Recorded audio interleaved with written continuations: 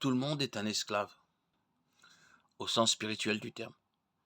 Nous sommes soit esclaves du péché, ce qui est notre état naturel, soit esclaves du Christ. Les auteurs du Nouveau Testament ont volontairement déclaré leur statut d'esclaves du Christ. Paul commence sa lettre aux Romains en se qualifiant d'esclave de Jésus-Christ, et sa lettre à Tite en se qualifiant d'esclave de Dieu. Romains 1.1, Tite 1.1. Jacques commence son épître de la même manière. Jacques, esclave de Dieu et du Seigneur Jésus-Christ. La plupart des traductions disent serviteur ou esclave dans ces passages, mais le mot grec, doulas, signifie littéralement esclave. Dans Jean 8.34, Jésus dit aux pharisiens incrédules, en vérité, je vous le dis, quiconque commet le péché est esclave du péché. Il utilise l'analogie d'un esclave et de son maître pour faire valoir qu'un esclave obéit à son maître, parce qu'il lui appartient. Les esclaves n'ont pas de volonté propre, ils sont littéralement esclaves de leur maître. Lorsque le péché est notre maître, nous sommes incapables de lui résister. Mais par la puissance de Christ, pour vaincre la puissance du péché, vous avez été affranchis du péché et êtes devenus esclaves de la justice. Romains 6.18. Une fois que nous venons à Christ, dans la repentance et recevons le pardon du péché, nous sommes habilités par le Saint-Esprit qui vient vivre en nous. C'est par sa puissance que nous sommes capables de résister au péché et de devenir esclaves de la justice.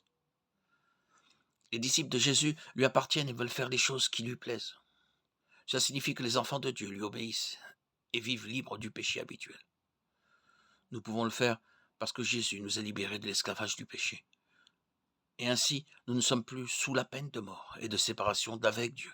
Jean 8.36. Romains 6.1.23 va encore plus loin dans cette idée d'un esclave et de son maître.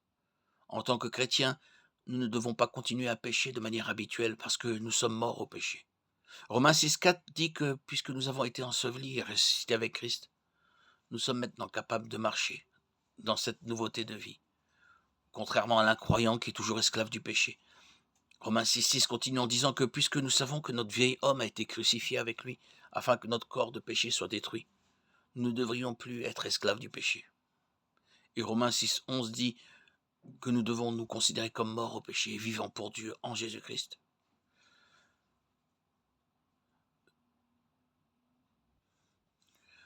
Dieu nous ordonne de ne pas laisser le péché régner dans notre corps, en obéissant à ses convoitises, mais plutôt de nous présenter à lui comme des instruments de justice. Romains 6, 12, 14. Dans Romains 6, 18, on nous dit que nous sommes esclaves de celui à qui nous obéissons, soit par obéissance au péché, soit par obéissance à la justice. Nous devons être esclaves de Dieu, de qui nous recevons nos dons de sanctification et de vie éternelle. Nous le faisons parce que le salaire du péché, c'est la mort. Mais le don gratuit de Dieu, c'est la vie éternelle en Jésus-Christ, notre Seigneur. Romains 6, 23.